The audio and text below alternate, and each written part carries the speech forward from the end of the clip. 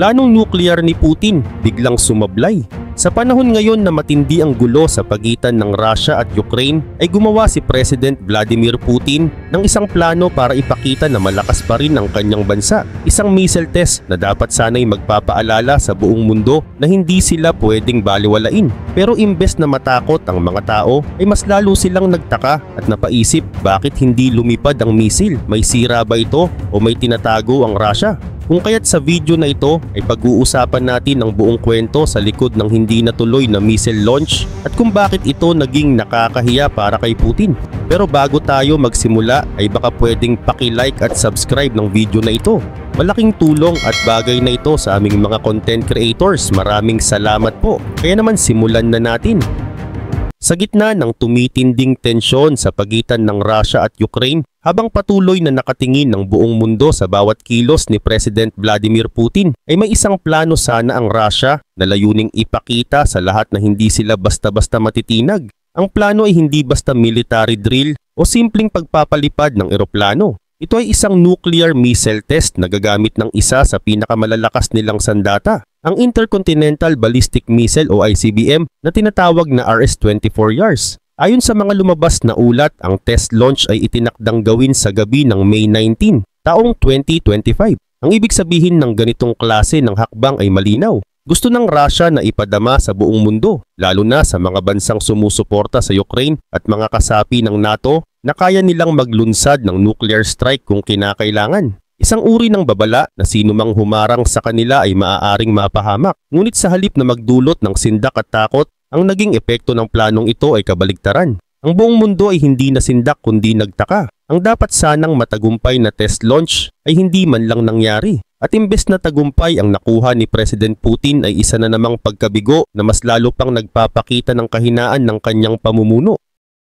Ayon sa ilang malalapit na ulat, ang RS-24 missile ay dapat ilulunsad mula sa Sverdlovsk region, isang lugar sa gitnang bahagi ng Russia, kung saan naroon ang 433rd Regiment ng 31st Army ng kanilang Strategic Missile Forces. Ang mga sundalo roon ay may sapat na karanasan sa ganitong mga test launch, kung kaya't walang rason para mabigo ito kung lahat ng bagay ay maayos. Ang planong ruta ng missile ay inaasahang tatagos sa himpapawid ng Siberia at babagsak sa isang ligtas na lugar na malayo sa mga sibilyan. Pero lumipas ang gabi, mula May 18 hanggang May 19 ay walang anumang palatandaan na may missile na lumipad.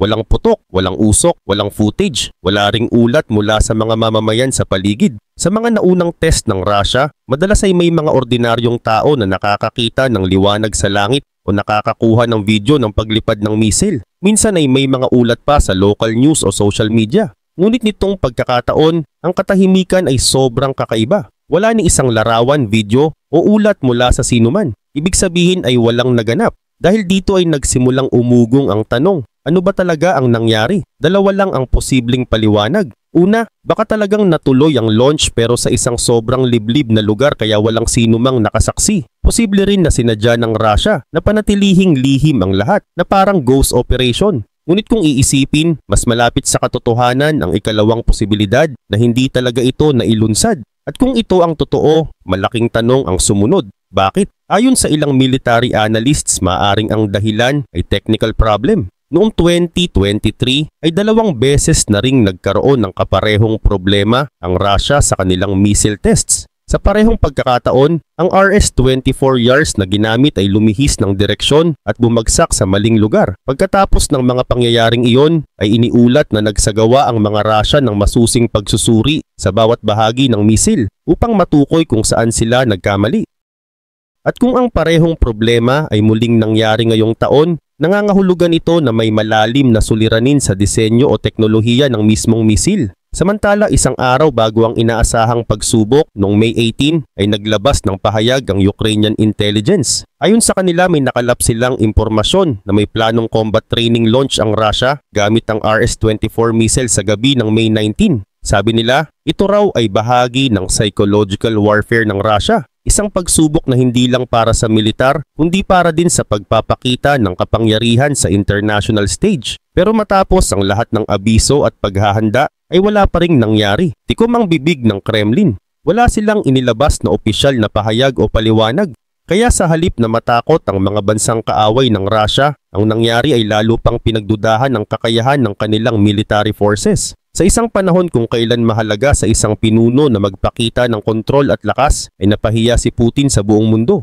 Muli na namang nasira ang imahe niya bilang isang leader na dapat katakutan. Ang simpleng tanong ng marami ngayon ay ito: kung talagang malakas at handa ang Russia, bakit hindi nila mailunsad ang sarili nilang missile? Ang kabiguan na ito ay hindi lang simpleng pagkakamali. Para sa isang bansa na gumagamit ng banta bilang sandata, ang ganitong uri ng kapalpakan ay parang pagbubukas ng pinto para questionin ang kanilang tunay na kakayahan. Hindi lang ito tungkol sa isang missile na hindi lumipad. Ito ay tungkol sa isang gobyernong pilit nagpapakita ng tapang pero unti-unti nang nabubunyag ang mga kahinaan. Sa huli, ang gabing dapat sana ay magpapakita ng lakas ay nauwi sa isang katahimikang puno ng hiya, tanong at alinlangan.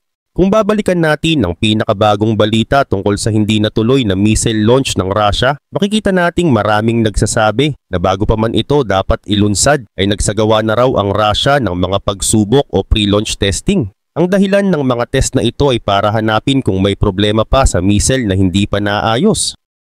Posible kasing may natuklasan silang sira, kaya imbes na ituloy ang pagpapalipad ng missile ay pinili nilang kanselahin ito para maiwasan ang isa na namang kapalpakan. Kung sakaling tinuloy nila ito at pumalpak ulit ay lalabas na hindi na nila kayang kontrolin ang sariling armas na matagal na nilang pinagmamalaki. Sabi ng Ukraine, ang tunay na intensyon ng Russia ay hindi lang para subukan ng missile, kundi para manakot. Ngunit kung ang armas mo ay hindi man lang makalipad ng maayos, paano ka makakapagbigay ng takot? Kung wala namang nakitang missile sa kalangitan, walang video, walang ebidensya na ito'y lumipad, ibig sabihin ay may seryosong problema na agad habang paakyat pa lang ito. Baka nga hindi pa ito nakaangat ng maayos. Maliban dito, may isa pang posibilidad. Maaaring ang missile ay nakapasa sa lahat ng technical checks o baka naman pinili na lang ng Russia na balewalain ang mga babala. Pero habang paalis pa lang ito mula sa launcher, bigla na lang itong nagka-aberya. Dahil dito ay hindi na ito umabot sa langit at walang sino man ang nakakita ng missile na lumilipad. Kaya walang kumalat na video o larawan. Kahit pa inaasahan sanang magiging malaking balita ito. Gayun din naman, ayon sa mga ulat may nagsasabi ring hindi naman talaga ganap na bago ang RS-24 missile. Para lang itong pinalaking version ng luma nilang Topol missile na unang ginawa noong bandang late 1990s. Sa madaling salita, lumang teknolohiya na ito na inayos lang ang itsura para magmukhang bago. Kung tutusin, maaring ito na ang epekto ng halos 3 dekadang pagbabago na pilit nilang ipinapakita na tila bago, kahit sa totoo ay hindi naman. Ang malinaw lang na impormasyon mula sa Ukraine ay ito. May nakatakda sanang missile launch noong gabi ng May 18 pero hindi ito natuloy. Wala din kahit anumang senyales na may missile na lumipad. Wala ring anumang opisyal na pahayag mula sa Russia na nagsasabing tuloy ang pag-launch. Kaya maraming naniniwala na binawi nila ang plano sa huling sandali. At dito na nagsisimula ang mas malalim na problema para kay Putin. Ang RS-24 kasi ay isa sa mga sandatang madalas ipagmalaki ng Russia. Pinapalabas nila ito bilang pinakabago at pinakanakakakilabot na missile na kaya nilang gamitin. Sinimulan ang paggawa nito noong 2004. Ang plano ay gumawa ng missile na pwedeng ilunsad mula sa underground silos o sa isang truck para kung may biglaang banta ay mabilis itong maipapadala kahit saan. Unang subok nito ay noong May 2007. Ayon sa Russia, matagumpay daw ang unang test. Lumipad ito mula sa Plesetsk testing site na nasa northwest Russia at dumiretso sa Kura test range sa Kamchatka. Ayon sa mga ulat, ang RS-24 ay may 3 bahagi at gumagamit ng solid fuel. Kayang lumipad nito ng hanggang 6,524 miles. Sa ganitong layo ay kaya nitong tamaan ang halos buong Europe at ilang bahagi ng United States, lalo na kung ilulunsad ito mula sa lugar na malapit sa Bering Strait. Ginagamitan din ito ng mas advanced na guidance system mula sa lumang Topol na sinamahan ng inertial navigation at satellite system ng Russia. Dahil dito ay kayang tumama ang missile sa target na may error margin na nasa paligid ng 820 feet lang. Mataas ang accuracy nito lalo na't kaya nitong magdala ng hanggang 10 nuclear warheads. Ang isang malakas na punto ng RS-24 ay ang kakayahan nitong lumipat-lipat. Pwedeng ilunsad ito mula sa MZKT 79221 truck, isang 16 by 16 wheeled vehicle na ginamit na rin noon para sa Topol M. Ang truck na ito ay kayang umandar sa matitinding kondisyon ng panahon. mula -58 hanggang 113 degrees Fahrenheit. May engine ito na umaabot ng 800 brake horsepower at kayang tumakbo ng 27.9 miles per hour sa layo na abot ng 310 miles. Kahit hindi ito kasing bilis ng normal na sasakyan, ay sapat na ito para sa isang malakas na sandata na may bigat na halos 47 tons. Hindi madaling hulihin o sirain ang truck na ito lalo na sa gitna ng gulo. May ilan ding nagsasabi na kaya nitong magdala ng 10 warheads. Pero mas maraming eksperto ang naniniwalang 3 hanggang 6 lang talaga ang kayang isakay kada launch. Kung 6 ang dala nito, kaya nitong makabuo ng total force na nasa pagitan ng 900 hanggang 1,500 kilotons. Para mas madaling intindihin, ang bomba na inihulog ng Amerika sa Hiroshima ay 16 kilotons lang ang lakas. Ibig sabihin kaya ng RS-24 na gumawa ng pagsabog na halos 94 na beses na mas malakas kaysa roon, isang lakas na kayang mag-alis ng buong syudad sa mapa. May kakayahan din ng missile na ito na magpakawala ng mga peke o decoys habang lumilipad, kaya mas lalo itong mahirap patumbahin o pigilan habang papalapit sa target. Kung iisipin nating mabuti, malinaw na ang ilan sa mga warheads na ikinakabit sa missile na RS-24 ay hindi totoong pampasabog. Sinasadya talaga ng Russia na lagyan ito ng mga peking bomba para lituhin ang mga air defense system ng kalaban. Sa ganitong paraan ay mas lalo nilang pinapahirapan ang mga defense mechanism na hirap na ngang sabayan ang sobrang bilis ng mismong missile. Ngunit kahit pa ganito ang diskarte, mula pa noong unang beses itong ipinakilala sa publiko noong taong 2007 ay 10 beses pa lamang na test ang RS-24. At sa pinakahuli nitong test na hindi naging matagumpay, lumalabas ngayon na baka hindi nga ganun kalakas ang missile na ito kumpara sa ipinagmamalaki ni Vladimir Putin. At dahil nga dito may isang tanong na hindi natin pwedeng palampasin. Kung ang Russia mismo ay hindi kayang paliparin ng maayos ang sarili nilang pinakaimportanteng missile, dapat pa ba tayong maniwala sa lahat ng sinasabi nila tungkol sa sandatang ito? Posibleng hindi ito kasing bilis ng sinasabi nilang hypersonic. Posibleng hindi rin talaga nito kayang buhatin ang dami ng warheads na inaakala ng mga eksperto. At ang nakakatakot dito, isang pagkabigo pa lang ay sapat na para pagdudahan ng buong mundo ang tunay na kakayahan ng RS-24. Dahil dito ay mas lumalalim ang usapan. Ano ba talaga ang ibig sabihin ng ganitong kabiguan para sa kinabukasan ng Russia? Ang pinakaunang bagay na kailangang banggitin at siyang isa sa pinakamalaking problema ay ang katotohanang hindi ito ang unang beses na pumalpak ang isang missile na gawa ng Russia. Sa halip tila may paulit-ulit ng pattern ng mga pagkabigo at technical problems sa mga bago nilang sandata. Pero hindi lang RS-24 ang may ganitong issue. Isa pang halimbawa ay ang missile na Oreshnik na itinuturing nilang medium-range ICBM. Ayon sa mga ulat mula sa The New Voice of Ukraine, 2 beses nang hindi nakalipad ng maayos ang missile na ito noong bandang dulo ng taong 2024. Ang una ay nangyari noong buwan ng November at sinundan pa ito ng isa pang sablay na launch. Dagdag pa rito may mga kumalat na ulat na muling sinubukan ng Russia ang Oreshnik noong unang bahagi ng taong 2025. Base sa pahayag ng isang military analyst mula Ukraine na si Kirill Sazanov, may isa raw test na isinagawa noong February 6. Pero ayon sa kanya hindi raw lumipad ng maayos ang missile at sumabog pa ito matapos ang maikling distansya. Subalit parehong itinanggi ng Russia at Ukraine ang insidenteng ito. Maging ang Ministry of Culture and Information ng Ukraine ay nagsabi na ang ulat mula sa mga American media ay base lang daw sa sariling opinyon ni Sazanov at wala raw sapat na ebidensya na naganap nga talaga ito. Kung pagbabasehan ang mga nakaraang insidente gaya ng RS-24, lumalabas na madalas ay may sapat na kaalaman ng Ukraine kapag may plano ang Russia na mag-test ng kanilang missiles. Kaya totoo man o hindi ang pagkabigo ng Oreshnik, unti-unting nabubuo sa isipan ng mga tao ang imahe ng isang bansang maraming sandata. Pero walang kasiguraduhan kung magagamit ba nila ito ng tama kapag oras na ng totohanan. At ang nangyaring kabiguan noong May 18 ay isa na namang bigat na kailangang pasanin ni Putin. Sa ganitong sitwasyon ay mahirap na niyang masabing isa siyang leader ng isang tunay na nuclear superpower kung mismong sandatang inaasahan nila ay hindi naman umaandar ng maayos. Pero hindi lang ang RS-24 ang may problema. Ayon sa isang ulat ng Newsweek na lumabas noong September 2024, 4 sa huling 5 beses na sinubukan ng Russia ang isa pa nilang missile na tinatawag na Satan II ay nauwi rin sa kabiguan. Ang Satan II o tinatawag ding RS-28 ay isa sa mga itinuturing na pinakamalakas at pinakaimportanteng bahagi ng nuclear arsenal ng Russia.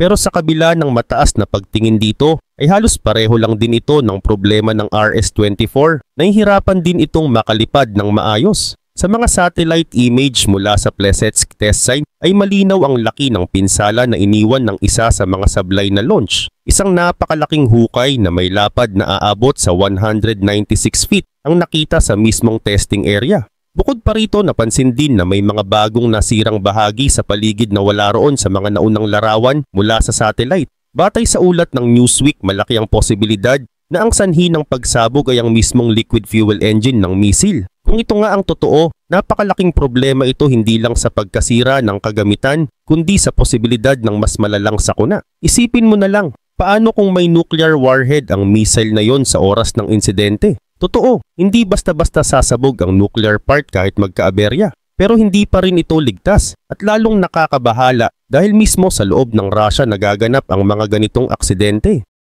Dagdag pa rito, ang huling matagumpay na launch ng Satan II ay noong April 2022 pa. Kaya kung totoo nga na 4 sa 5 pinakabagong test nito ay nabigo, ay hindi na nakakagulat kung nawawalan na ng kumpiyansa ang Russia na gamitin pa ito. Ibig sabihin, pati RS-24 at Oreshnik ay unti-unti na ring nawawala ang silbi bilang panakot. Mas nakikita na ito ngayon bilang mga sandatang hindi gumagana kaysa sa mga bagay na dapat katakutan. At sa puntong ito, ay lalabas na ang isa pang dahilan kung bakit malaking dagok para sa Russia ang kabiguang ito dahil ginagamit nila ang mga missile bilang bahagi ng psychological warfare. Sa simula pa lang ng digmaan sa Ukraine ay matagal nang ginagamit ni Putin ang pananakot gamit ang nuclear weapons bilang paraan para makapang-pressure sa ibang mga bansa. Isa itong taktika para takutin ang mga kaalyado ng Ukraine upang hindi na ito suportahan. Ayon sa ulat mula sa UK House of Commons Library, noong December 2024, binago ng Russia ang kanilang opisyal na panuntunan tungkol sa paggamit ng nuclear weapons isang buwan bago lumabas ang ulat. Base sa bagong doctrine, sinasabi ng Russia na may karapatan silang umatake gamit ang nuclear weapons sa mga bansa na may kakayahan ding nuclear kahit na hindi sila ang direktang kalaban, basta pakiramdam nilang may banta sa kanilang soberanya. Sa mas simple at tuwirang salita, binigyan nila ang kanilang sarili ng pahintulot na umatake sa mga bansang gaya ng United States, United Kingdom at France kung ang mga ito ay sumusuporta sa Ukraine. Ang bagong patakarang ito ay resulta ng sunod-sunod na mga banta ni Putin habang tumatagal ang giyera. Noong March 2023, mismong si Putin na ang nagsabi na maglalagay siya ng mga tactical nuclear weapons sa Belarus, isang hakbang na malinaw na nagpapakita ng intensyon niyang gamitin ang pananakot bilang sandata. Noong una pa lang ay pumayag na ang Belarus na gamitin ng Russia ang kanilang lupain para makapasok ang mga sundalong Russian sa Ukraine. Isa itong mahalagang papel na ginampanan ng Belarus sa simula ng giyera. Kaya nang ilipat ni Vladimir Putin ang ilang tactical nuclear weapons sa Belarus ay malinaw ang gustong iparating. Handa siyang magpakita ng lakas. Pero ang mas malalim pa rito ay ito ang unang pagkakataon mula nang bumagsak ang Soviet Union na may inilabas ang Russia na nuclear weapon sa labas ng sarili nitong teritoryo. Subalit hindi doon nagtapos ang banta ni Putin. Gumamit din siya ng mga salita na may halong pananakot laban sa NATO. Lalo na noong pumasok na sa organisasyon ng Finland at Sweden habang kasagsagan pa ng kaguluhan sa Ukraine. Sa isang ulat noong September 2024 ay binanggit ng isang kilalang grupo laban sa nuclear weapons na ang mas nakakatakot na katotohanan ay hindi natin alam kung kailan maaaring gamitin ng isang pinuno ang ganitong uri ng sandata. Ito ang bagay na inaasahan ni Putin, ang takot ng mundo sa isang biglaan at hindi inaasahang pag-atake. Sa ganitong paraan ay nagiging sandata na rin ang pangamba ng mga tao. Balikan natin ang kwento tungkol sa RS-24 missile. Hindi ito basta-basta inilunsad sa kahit anong araw. Sinadya itong itakda sa mismong araw bago ang isang napakahalagang tawag ni Putin kay United States President Donald Trump. Ayon sa isang post ni Trump noong May 17, sinabi niyang ang kanilang pag-uusapan ay ang paghinto ng patayan sa Ukraine kung saan, ayon sa datos, ay higit pa sa 5,000 na sundalo mula sa magkabilang panig ang namamatay kada linggo. Kasama rin sa agenda ang usapin ng kalakalan.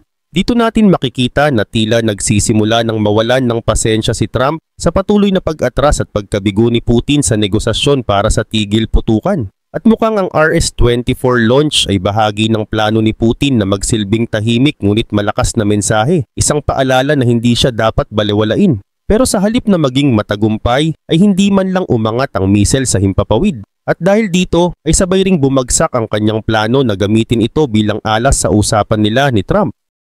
Hindi naman kailangang diretsong banggitin ni Putin ang nuclear weapons sa mismong pag-uusap nila. Kung naging matagumpay ang pagsubok ng RS-24 ay sapat na sana iyon para iparamdam na kaya nilang tumugon ng marahas kung hindi sila bibigyan ng consideration. Pero dahil nabigo ito ay nadagdagan na naman ang listahan ng mga hindi gumana sa mga proyekto ng Russia. At kung tutuusin, hindi na bago ang ganitong kabiguan. Matagal nang pinupuna ang style ni Putin sa paghawak ng giyera. Hindi na ito epektibo. Noong summer ng 2024 ay lumabas ang balita na sinubukan umano ng Russia na ipapatay ang isang mataas na opisyal ng isang kilalang kumpanya ng armas sa Germany. Bilang tugon nagsalita si Jens Stoltenberg, dating Secretary General ng NATO. Sabi niya, alam ng NATO ang ginagawang pananakot ng Russia sa mga bansang sumusuporta sa Ukraine. Pero imbes na matakot ay lalo pa raw tumibay ang kanilang loob na magpadala ng tulong. At dito mas lalong lumilinaw ang problema ni Putin.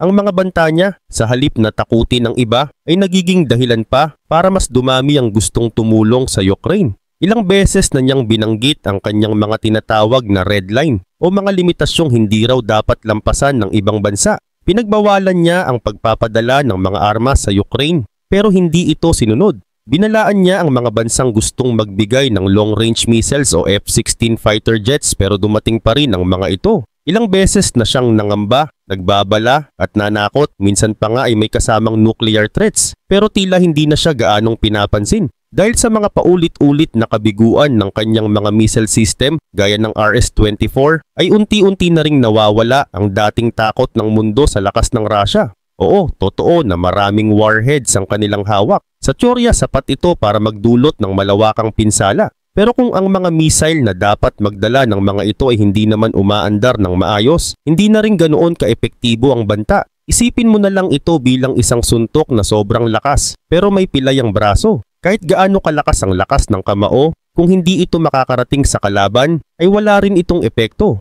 At sa puntong ito, tila yun ang kinahihinatnan ng mga banta ni Putin. Malalakas sa salita pero mahina sa gawa.